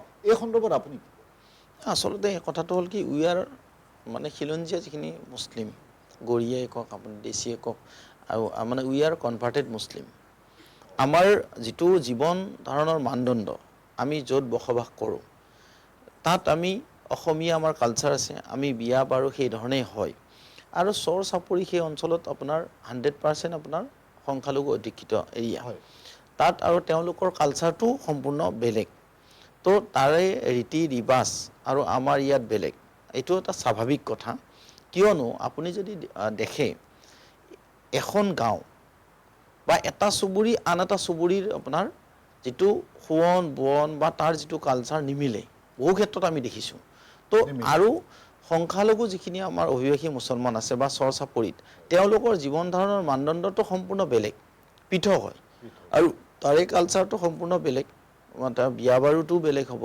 তো আমি যেনেকৈ বিয়া ধৰ জোৰণ হয় বা আমি ধৰ মানে বিয়া সাজি যাওঁ তো এটা মানে অসমীয়া এটা ব্যৱস্থাৰ মাজত আমি এই বিয়া বাৰুটো আমি পাতোঁ আৰু তাত পিয়ৰলি আচলতে কি হয় তাত ইছলামিক যিটো সম্পূৰ্ণ এটা ৰীতি তাৰ ক্ষেত্ৰত পাতে বিশেষকৈ ধৰক আমিও পাতোঁ আমিও বিয়াখনটোতো যেনেকৈ ধৰ নিকাহ হয় তাতো নিকাহ হয় ইয়াতো নিকাহ হয় আমিও নিকাহৰ হেৰি কৰোঁ কিন্তু এতিয়া কি হয় বিয়াৰ যিটো প্ৰভিজন জোৰণ বা তেল দিয়া বা এই ধৰণৰ ব্যৱস্থাটো তাত নাই আমাৰ ইয়াত আছে খিলঞ্জীয়া মুছলিমসকলে এইটো গ্ৰহণ কৰে কিন্তু এতিয়া বহু ক্ষেত্ৰত চেঞ্জ হৈছে নোহোৱা নহয় চৰ চাপৰিৰ ব্যক্তিসকলে যে গুৱাহাটীত বসবাস কৰিব ধৰিছে তেওঁলোকৰো কালচাৰটো বেলেগ হৈছে আৰু সলনি হৈছে আৰু এতিয়া সলনি হৈছে এতিয়াতো আপুনি বিয়া বুলি কোৱাৰ লগে লগে বহু ক্ষেত্ৰত আমি দেখিবলৈ পাওঁ পাৰ্টি বুলি কোৱা হয়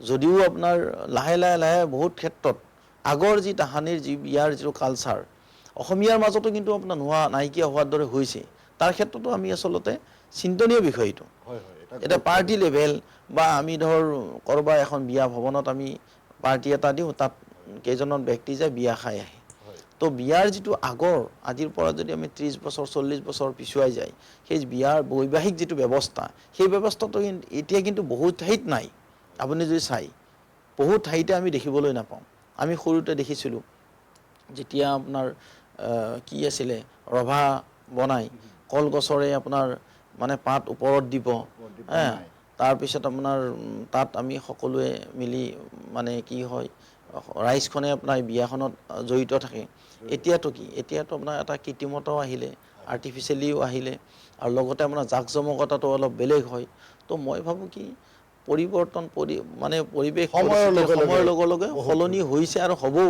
ইয়াক আপুনি বাধা দিবও নোৱাৰে এনেকুৱা নহয় যে আপুনি মই কোৱা ধৰণে চব কথা হ'ব এনেকুৱা নহয় যে আজিৰ যিটো পৰিস্থিতি বা পৰিৱেশ তাৰ লগত আপোনাৰ মানুহ সলনি হয় কিন্তু আপাত দৃষ্টিত যদি চোৱা হয় প্ৰত্যেকৰে মানে কালচাৰবিলাক বেলেগ বেলেগ কিন্তু আমাৰ সংস্কৃতি আমাৰ কালচাৰ আমি ৰক্ষা কৰিব লাগিব তাৰ দায়িত্বও আমাৰ হাতত আছে আমাৰ ৰহমান ডাঙৰীয়ে কিছু উল্লেখযোগ্য কথা কৈছে কিন্তু ৰহমান ডাঙৰীয়াক মই আৰু এটা কথা সুধিব বিচাৰোঁ এইখিনিতে যে আমি বহু সংখ্যালঘু অধ্যুষিত অঞ্চল আমি প্ৰত্যক্ষ কৰিছোঁ কাৰণ সৰুৰে পৰা আমিও গাঁও অঞ্চলত ডাঙৰ হোৱা মানুহ গতিকে সেই হিচাপত আমাৰো কিছুমান হিচাপ আছে যে সংখ্যালঘু অধ্যুষিত বহু অঞ্চলত আমাৰ এতিয়াও মনত পৰে যে স্কুল ঘৰ নাই ক'ৰবাত হয়তো LP স্কুল নাই ক'ৰবাত হাই স্কুল নাই ক'ৰবাত কোনো কলেজ নাই বিস্তীৰ্ণ এলেকাত এনেধৰণেও বসবাস কৰা আমি দেখিছোঁ মই অকল ধৰ্মীয় সংখ্যালঘুৰ কথা ইয়াত ক'বলৈ যোৱা নাই বিভিন্ন ধৰণৰ ভাষিক সংখ্যালঘুৰ কথাও আছে আপুনি অধ্যক্ষ হিচাপে এনেধৰণৰ কিবা সংখ্যালঘু আয়োগৰ এনে পদক্ষেপ আছে নেকি বা আপোনালোকে কিবা এই সমস্যাৰ সমাধান কৰাৰ বাবে চেষ্টা কৰিব পাৰে নেকি মই এইকাৰণে আপোনাক কথাটো সুধিছোঁ যে এটা শিক্ষানুষ্ঠান এখন নোহোৱাটো বহু গুৰুতৰ কথা কাৰণ আমাৰ ল'ৰা ছোৱালী আমাৰ ভাবি কালৰ প্ৰজন্মৰ শিক্ষাক লৈ যি দায়বদ্ধতা সেই দায়বদ্ধতা অস্বীকাৰ কৰাটো আমাৰ কাৰণে যুক্তিসংগত আচলতে বিগত সময়ছোৱাত এই 10 বছৰৰ ভিতৰত সংখ্যালঘু এলেকাত প্ৰায় 22খন আৱাসিক স্কুল স্থাপন কৰা হৈছে চৰকাৰৰ নেতৃত্বত 22খন আৰু চৰ অঞ্চলত বিশেষকৈ স্পেচিয়েলি চৰ অঞ্চলত কন্যা মহাবিদ্যালয় প্ৰায় 9খন স্থাপন কৰা হৈছে আমাৰ চৰকাৰৰ নেতৃত্বতে তো মই ভাবোঁ কি যে স্কুল কলেজটো অত্যন্ত প্ৰয়োজন শিক্ষাটো মানে প্ৰয়োজন আছে য'ত স্কুল নাই য'ত শিক্ষা নাই য'ত নিৰক্ষৰতা বেছি তাত কেতিয়াও উন্নয়ন হ'ব নোৱাৰে অৰ্থনৈতিকভাৱে হওক সামাজিকভাৱে হওক সাংস্কৃতিকভাৱে হওক বিভিন্ন দিশত তেওঁলোক পিছ পৰি থাকিব মই ভাবোঁ কি যে এতিয়া বহু ঠাইত আপোনাৰ চৰ চাপৰি অঞ্চলবিলাকতো আচলতে কি ৰাস্তা পদূলি হৈছে যথেষ্টখিনি চৰকাৰে কৰিছে আৰু যদি ক'ৰবাত এনেকুৱা ধৰণৰ মানে স্কুল বা কলেজ বা এনেকুৱা ধৰণৰ শিক্ষা অনুষ্ঠান নাই আমি পৰিকল্পনা হাতত লৈছোঁ নিশ্চিতভাৱে যে বিভিন্ন জিলাত আমি পৰিদৰ্শন কৰিম সেই অঞ্চলৰ ৰাইজৰ সমস্যাৰ বিষয়ে বুজ ল'ম তাত কি কি অভাৱ অভিযোগ আছে কেনেকুৱা ধৰণৰ তেখেতসকলে অসুবিধাৰ সন্মুখীন হৈছে ইয়াৰ ক্ষেত্ৰত তেওঁলোকৰ লগত ইণ্টাৰেক্ট কৰি বাৰ্তালাপ কৰি বা তেওঁলোকৰ লগত মত বিনিময় কৰি মিলি কেনে আমি এই কথাখিনি আমি মাননীয় মুখ্যমন্ত্ৰী ডাঙৰীয়াক অৱগত কৰিম বা ঊৰ্ধ্বতম কৰ্তৃপক্ষ বিভাগীয় কৰ্তৃপক্ষৰ লগত আমি আলোচনা কৰিম যাতে য'ত য'ত শিক্ষা অনুষ্ঠান নাই এতিয়াও প্ৰয়োজন আছে তাত আমি শিক্ষা অনুষ্ঠান দিব লাগে বুলি আবেদন কৰিম আৰু যাতে শৈক্ষিকভাৱে যাতে আপোনাৰ সেই সমাজখন আগুৱাই যাব পাৰে তাৰ ক্ষেত্ৰত আমি এটা নিৰ্ণায়ক ভূমিকা পালন কৰিম কাৰণ আমাৰ এইটো দায়িত্ব আমি য'ত য'ত অভাৱ অভিযোগ আছে এইখিনিয়ে আমি মানে যুগুতিয়াই আমি চৰকাৰক অৱগত কৰিব লাগে ৰাজ্য চৰকাৰে হওক বা কেন্দ্ৰীয় চৰকাৰে হওক আপোনাৰ আয়োগৰটো মানে নিষ্পত্তি আমি সমস্যা সমাধান এইবিলাকে আমাৰ কাম আৰু এইখিনি কাম কৰাৰ ক্ষেত্ৰত আমি নিশ্চিতভাৱে এটা গুৰুত্বপূৰ্ণ ভূমিকা পালন কৰাৰ ব্যৱস্থা গ্ৰহণ কৰিম চেষ্টা কৰিম যাতে ৰাইজৰ সমস্যাখিনি সমাধান কৰিব পাৰি এটা আৰু গুৰুত্বপূৰ্ণ কথা কৈছে ৰহমান ডাঙৰীয়াই তেখেতক মই ধন্যবাদ জনাইছোঁ জনাই পেলাই মই তেখেতক আৰু এটা কথা মই সুধিব বিচাৰোঁ এইখিনিতে যে বাল্য বিবাহৰ কথা বহু বিবাহৰ কথা তেখেতে নিজেই কৈছে কিন্তু মই তেখেতক সুধিব লগা প্ৰশ্নটো হৈছে বাল্য বিবাহ বহু বিবাহ বন্ধ কৰাৰ বাবে বহু পদক্ষেপ লোৱা হৈছে কিন্তু কোনো ক্ষেত্ৰতে এই দুই বিবাহ পদ্ধতি বন্ধ কৰিব পৰা হোৱা নাই গোপনে লুকাই চুৰ কৰি এই ধৰণৰ ঘটনাবোৰ ঘটি আছে কি কৰিলে এই প্ৰচেষ্টা বাল্য বিবাহ বা বহু বিবাহ বন্ধ কৰিব পৰা যাব প্ৰতিৰোধ কৰিব পৰা যাব আচলতে কি হ'ল 2021 চনত যেতিয়া মাননীয় মুখ্যমন্ত্ৰী ডাঙৰীয়াই দায়িত্বভাৰ গ্ৰহণ কৰিলে ড্ৰাগছৰ ওপৰত এটা অভিযান চলিলে যথেষ্টখিনি বহু সংখ্যকভাৱে ড্ৰাগছ মানে নিৰ্মূল হোৱাৰ পৰিৱেশ এটা ৰচনা হৈছে তো সমূলিটো আপোনাৰ উৎখাত কৰাটো সম্ভৱ নহয় চোৰে যেতিয়া চোৰ কৰিব তেতিয়াহ'লে সেই বৃত্তিটো থাকিবই, ক'ৰবাত নহয় ক'ৰবাত কমিব, ক'ৰবাত মানে আপোনাৰ বাঢ়িব। কিন্তু এটা পৰিৱেশ এটা ৰচনা হৈছে, নোহোৱা নহয়। তো বহু বিবাহ যিটো আপুনি প্ৰশ্ন কৰিছে যে এইটো আপোনাৰ বহু ক্ষেত্ৰত মানে কোৱাৰ পিছতো কিয় নহয়, যেতিয়ালৈকে আইন নহয় তেতিয়ালৈকে মানুহে ভয় নকৰে। তো যেতিয়া 3 তালাকৰ আইন আহি গ'ল, আপোনাৰ 3 তালাক আইন যেতিয়া আপোনাৰ আহি যোৱাৰ পিছত 3 তালাক এক যেতিয়া 2019 আহি গ'ল, তেতিয়া তালাক কমিছে, অৰ্থাৎ ডিভোৰ্চ ফাইল কমিছে, তালাক দিয়াটো বন্ধ হৈ গ'ল। তাৰপিছত আপোনাৰ চাইল্ড মেৰেজটো যেতিয়া আহি গ'ল, চাইল্ড মেৰেজ 2006 যেতিয়া আহিল, তাৰপিছত চাইল্ড মেৰেজটো কমিল। এতিয়া মুখ্যমন্ত্ৰী ডাঙৰীয়ে যেতিয়া অভিযান চলালে যে যিসকলে বাল্য বিবাহ কৰিছে এৰেষ্ট কৰা হওক, এতিয়া লাহে লাহে এইটো নকৰে। ক'ৰবাত মানে যদি চাইল্ড মেৰেজ হৈছে লগ মানে আপোনাৰ সংগঠনবিলাকে খবৰ দিছে, তো যথেষ্টখিনি আপোনাৰ নিৰ্মূল হৈছে, নোহোৱা নহয়।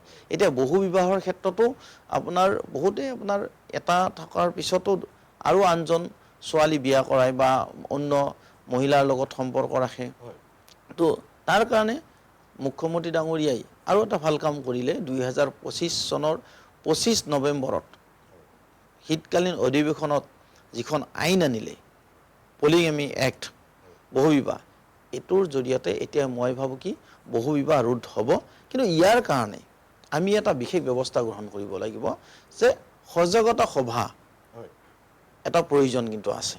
কাৰণ বহু ক্ষেত্ৰত বহু এনেকুৱা দুৰ্গম এৰিয়া আছে এই আইনৰ বিষয়ে অৱগত নহয়। এই আইনৰ বিষয়ে অৱগত কৰিব লাগিব, যাতে যদি কোনোবাই এগৰাকী মহিলা থকাৰ পিছত, এগৰাকী পত্নী থকাৰ পিছত যদি দ্বিতীয় বিবাহ কৰায়, তেতিয়াহ'লে তেওঁ আপোনাৰ এই এক্টৰ জৰিয়তে 7 পৰা 10 বছৰ পৰ্যন্ত তেওঁৰ জেল হ'ব পাৰে, শাস্তি হ'ব পাৰে। এই কথাটো যেতিয়া কোৱা হ'ব, নিশ্চিতভাৱে তেওঁলোকে বহু বিবাহ কৰোৱাৰ পৰাই বিৰত থাকিব। আমি এটা গুৰুত্বপূৰ্ণ বিষয়ত আলোচনা কৰি আছোঁ, সংখ্যালঘুৰ বাবে কি কৰিছে সংখ্যালঘু আয়োগে। আমাৰ অনুষ্ঠানৰ সময় চমু চাপি আহিছে। মই শেষবাৰৰ বাবে আমাৰ ৰহমান ডাঙৰীয়াৰ ওচৰলৈ আহিছোঁ আৰু মই তেখেতক এটা কথা সুধিব বিচাৰিছোঁ, নতুন এই বছৰটোৰ তেখেতে কৰিব লগা কেনেকুৱা কি পৰিকল্পনা লৈছে। কাৰণ নতুনকৈ তেখেতে অধ্যক্ষৰ দায়িত্ব লৈছে, নতুন অধ্যক্ষ হিচাপে নতুন বছৰত আমাৰ সংখ্যালঘু আয়োগৰ হৈ কৰিব লগা তেখেতৰ কি পৰিকল্পনা আছে, তেখেতে যদি সংক্ষেপে ব্যাখ্যা কৰে। আচলতে আমি এটা পৰিকল্পনা লৈছোঁ। যোৱাকালি আমি বহিছিলোঁ, আমাৰ বিভাগীয় কৰ্তৃপক্ষৰ লগত আমি বহিছোঁ।